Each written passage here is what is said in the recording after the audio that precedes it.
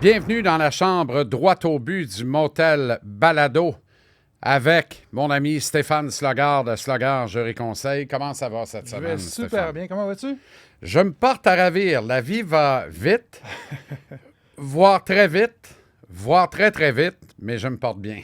C'est l'essentiel, mon ami. Alors, aujourd'hui, on revient sur la CNESST et on va parler du processus d'évaluation musicale. Musical, on peut jouer de la Une musique belle un peu, évaluation musicale. J'aime ça. Allez, on danse. Allez, on danse. Processus d'évaluation médicale. Oui, le processus d'évaluation médicale, c'est le nerf de la guerre, mon ami. Rien de moins. Donc, on va regarder ça aujourd'hui en détail. OK. Alors, en gros, là, sommairement, comment la CNESST évalue médicalement une lésion? Quels sont les principaux rapports médicaux dans un dossier? Comment un dossier peut se rendre au bureau d'évaluation médicale?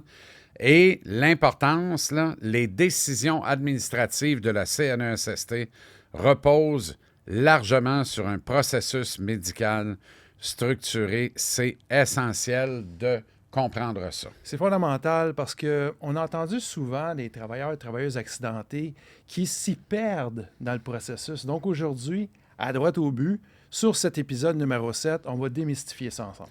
Parce que le médecin a charge du dossier, joue donc un rôle central dans l'évaluation médicale, parce que plusieurs rapports médicaux structurent l'évolution du dossier et parce qu'en cas de désaccord entre le médecin, la compagnie d'assurance et le patient, eh bien, le BEM agit comme un arbitre médical. Écoute, donc, il y a de multiples ressources. On va démêler tout ça. C'est bien dit, la structure est là. Premier élément, le médecin qui a charge, c'est le joueur principal pour notre travailleur, notre travailleuse accidentée.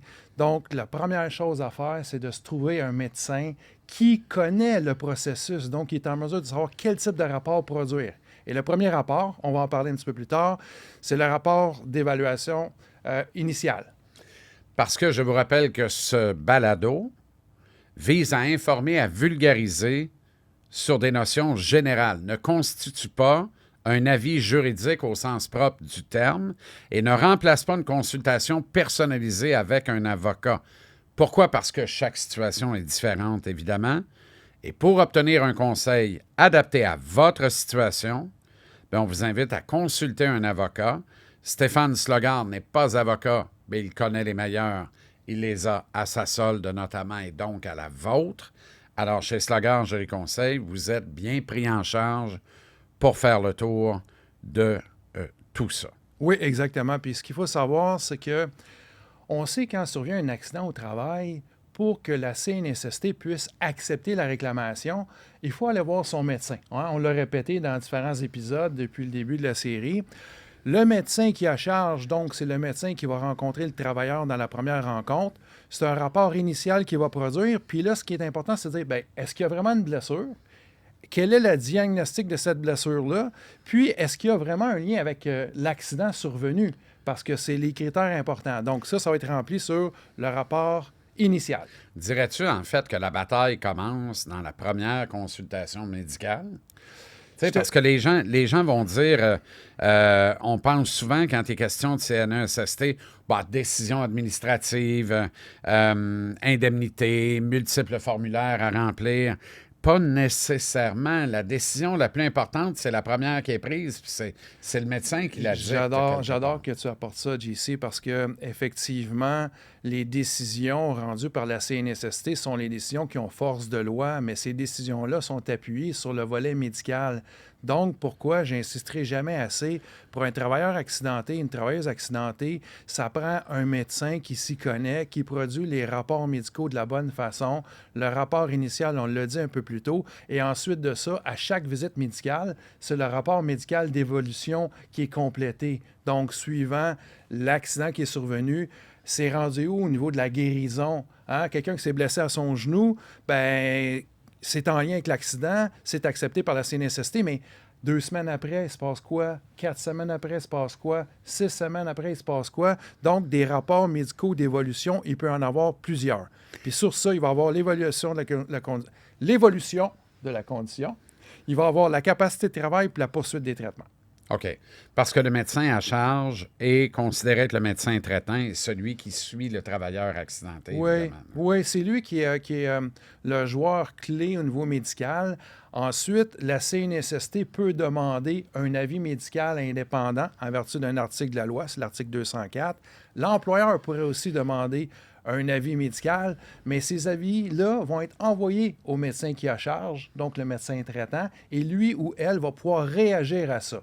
Donc, si on OK, place parce les que là, choses... Oui, donc, le médecin, lui, il établit la blessure, oui, un diagnostic exact, et un lien possible avec l'accident. exactement. OK. Alors que le rapport médical d'évolution, le REM, thème plus ou moins populaire, mais en tout cas, le Ici- REM, dans ce cas-ci, n'est Non, pas... ici, on est dans le RME. Le RME, excuse-moi. Rapport médical d'évolution. Me semblait que ça se pouvait Mais il va y pas. avoir un REM après. Le RME. Mais il va y avoir un Bon, REM ben, après. parfait. C'est pour ça que c'est mélangeant. C'est pour Ouais. ça qu'on essaie de démélanger tout ça aujourd'hui. Alors, ça, c'est un produit lors du suivi médical qui permet de documenter l'évolution de la condition Exactement. du patient, Exactement. la capacité de travail, évidemment, Exactement. et la poursuite des traitements le cas échéant. Oui. Donc, le dossier médical n'est pas un dossier final bâton, une évaluation, c'est terminé. Non. Il est en évolution en même temps que la condition et l'état de santé du travailleur. Oui, puis qu'est-ce qui est intéressant là-dedans, c'est,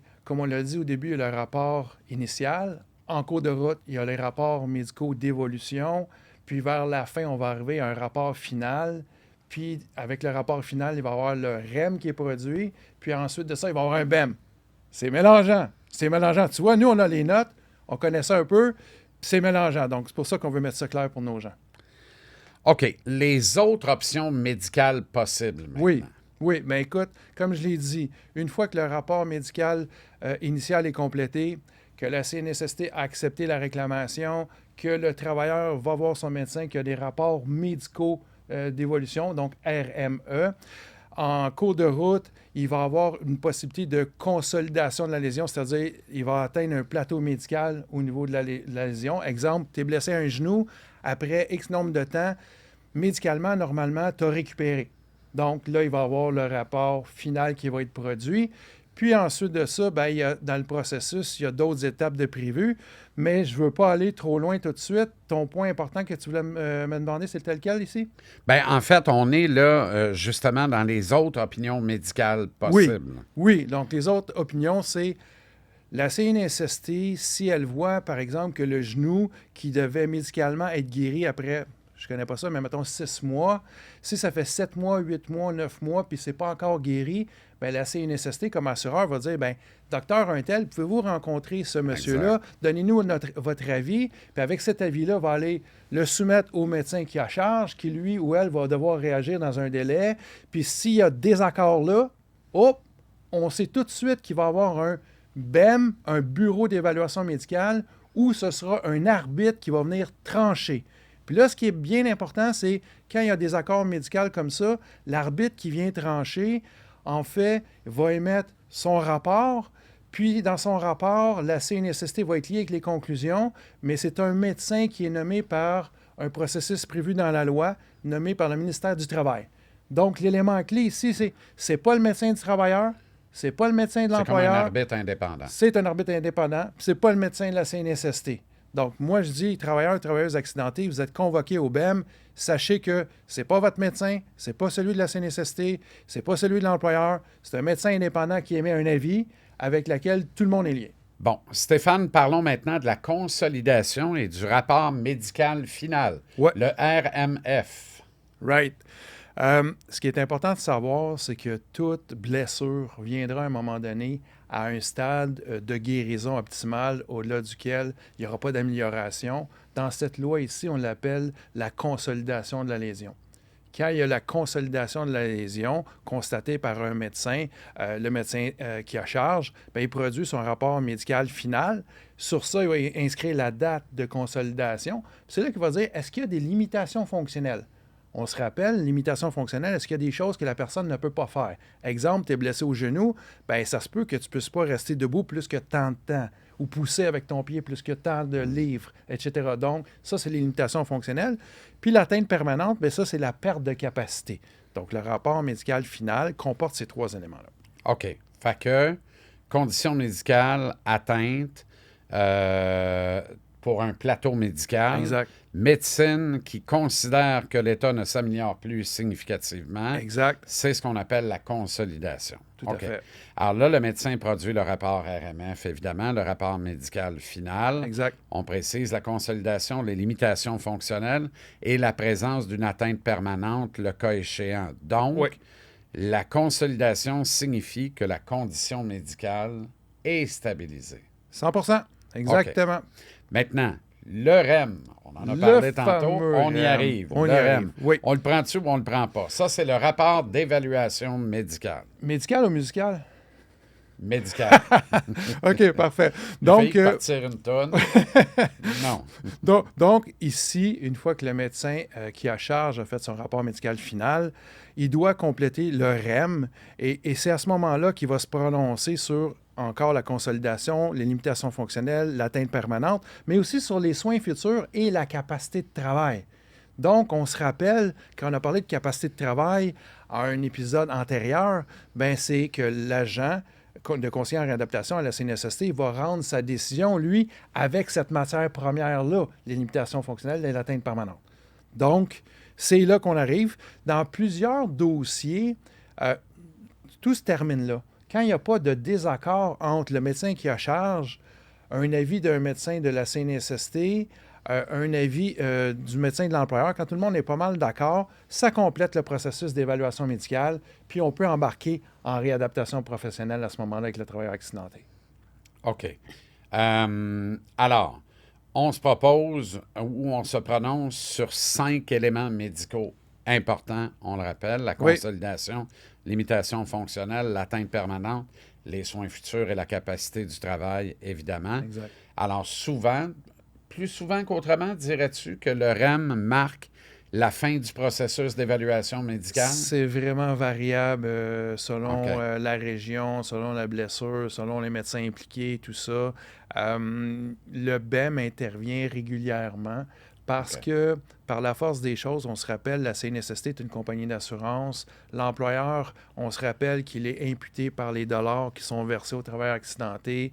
Donc, chacun veut protéger ses intérêts. Donc, en bout de piste, le médecin, souvent, qui intervient pour donner son avis au médecin, peut tendre à avoir une opinion, disons, favorable en cas de doute là, pour son client, l'employeur. C'est pas que il fait une job exclusivement pour l'employeur, mais les médecins, de temps en temps, ils ont des zones grises. Donc, si la zone grise est interprétée de façon favorable pour une partie ou pour l'autre, c'est pas que le médecin n'a pas bien fait son travail. La médecine n'étant pas nécessairement une science exacte, ça peut arriver que les médecins ne soient pas d'accord. Donc, moi, ce que je trouve intéressant dans un processus comme ça, mais ce qui est intéressant, c'est que le travailleur, la travailleuse accidentée, de son côté, va être certain que son médecin va regarder du côté de la médaille, l'autre de l'autre côté de la médaille, etc. Puis ça va être confronté. Puis à la fin, s'il y a des accords, ben c'est là qu'intervient ce qu'on parlait un peu plus tôt, l'arbitre du bureau d'évaluation médicale. Donc, moi, ce que j'aime, c'est que pour un travailleur accidenté, c'est sûr que le processus va avoir été étendu et complet. Donc, ça peut être intéressant. Et il y a de multiples options. Donc, il y a des multiples le premier revers n'est pas le revers final pour l'accidenté. Non, c'est ça, exactement. Puis, le bureau d'évaluation médicale, quand vous êtes appelé à aller là, ben vous devez savoir que c'est une expertise médicale indépendante qui est faite, en fin de compte, sur les différents points. Il peut y avoir 5 points dans le bureau d'évaluation médicale, mais il peut y avoir aussi 1 ou 2 points différemment. Donc, c'est les mêmes points que dans le REM, là, la consolidation, limitation fonctionnelle, atteinte permanente, soins futurs et capacité de travail. Donc, l'expert du BEM peut se prononcer sur ça ou sur quelques points. Je donne un exemple. Tous les médecins sont d'accord avec le diagnostic et tous les médecins sont d'accord avec la date de consolidation, mais peut-être pas avec la capacité de travail ou des choses comme ça. Donc, l'expert peut se prononcer sur un seul point. Mais cet avis médical indépendant-là, qui est celui du BEM, est-ce qu'il est final et non avenu? Oui, c'est ça. Okay. C'est que ça se termine là. Oui, l'assureur CNSST, l'employeur, le travailleur, tout le monde va être lié par l'avis du bureau d'évaluation médicale. Ce que je retiens, moi, c'est que le médecin traitant n'a pas nécessairement le dernier mot. Non, le médecin traitant ou le médecin qui a charge, c'est le médecin qui va gérer le dossier pour le travailleur du début à la fin. Toutefois, ce qui fait en sorte que le BEM va avoir un poids, c'est qu'il va y avoir divergence d'opinion entre différents médecins, donc entre le médecin qui a charge et peut-être le médecin nommé par la CNSST ou peut-être par le médecin nommé par l'employeur. Donc, pour trancher ça, la loi des accidents de travail et maladies professionnelles prévoit qu'il y a un arbitre médical qui est nommé, qui vient trancher. Et avec ça, bien, tout le monde est lié par cet avis-là et ça impacte les décisions de la CNSST ensuite. Donc, le médecin à charge a un rôle central dans le dossier, mais quand il y a différentes opinions médicales qui s'affrontent, Qui divergent, qui ben, s'affrontent. le régime prévoit des mécanismes pour trancher, dont le BEM, le Bureau d'évaluation Exactement. médicale, est la dernière ressource. Donc, la dernière étape, le dernier rempart. Exactement. Fait que l'accidenté, quand il a épuisé tout ça, il s'en remet au jugement final du BEM. Exactement. Ou il peut revenir en disant, ben finalement, le jugement d'un tel, t'as meilleur, m'en prendre celui-là. Je dirais que normalement, c'est vraiment l'avis du BEM. Par contre, si après ça, il y a contestation de certaines décisions au tribunal, on pourrait aller plaider, par exemple, en allant chercher une expertise médicale indépendante d'un autre médecin postérieurement au processus. On pourrait faire ça. Mais ici, dans cet épisode, ce n'est pas l'objet. L'objet ici, c'est vraiment la question de l'évaluation médicale. Donc, on rappelle au début, rapport initial, en cours de route, rapports médicaux d'évolution, puis ça, il peut en avoir plusieurs. Après ça, rapport final, puis après le rapport final, le rapport d'évaluation médicale, et à la toute fin, quand il y a divergence d'opinion, le BEM. Alors, de façon récapitulative, Stéphane, dossier CNESST repose sur un processus médical structuré. Oui, Plusieurs rapports peuvent intervenir. exact. En cas de désaccord, le BEM, le Bureau d'évaluation médicale, peut trancher sur le plan médical. Oui, Donc, à la CNESST, les décisions administratives suivent presque toujours les conclusions médicales, ce qui va de soi. oui. Mais comprendre le processus médical, c'est souvent comprendre tout le reste du dossier. Oui, puis c'est pour ça, ici, à droit au but, ce qu'on fait, c'est vraiment démystifier tout ça, parce qu'on a entendu tellement souvent, tout le monde est mélangé avec les rapports. On l'a vu au début du podcast, là, même nous qui sommes prêts, les terminologies, comment ça marche, mais moi, ce que je vous dis, c'est prenez le temps d'écouter ce podcast, le réécouter s'il le faut, et puis dans les prochaines semaines, prochains mois, sur slugger.ca, on va arriver avec des articles qui vont vous parler exactement de ça. Donc, vous aurez aussi quelque chose d'écrit, et je suis en train de travailler quelque chose, peut-être même un petit checklist que vous allez pouvoir avoir là, pour suivre votre parcours. Intéressant. Ouais. Parce que mieux comprendre les mécanismes permet souvent de traverser les décisions du système avec un peu plus de repères, voire beaucoup plus de repères, et surtout l'esprit un peu plus en paix, parce qu'à l'origine, comme disait le regretté Pat Burns, mon ami Pat, c'est médical puis ça fait mal. Alors, voilà pourquoi il faut aller droit au but avec l'équipe de Slugger Jury Conseil. À la semaine prochaine. À la semaine prochaine.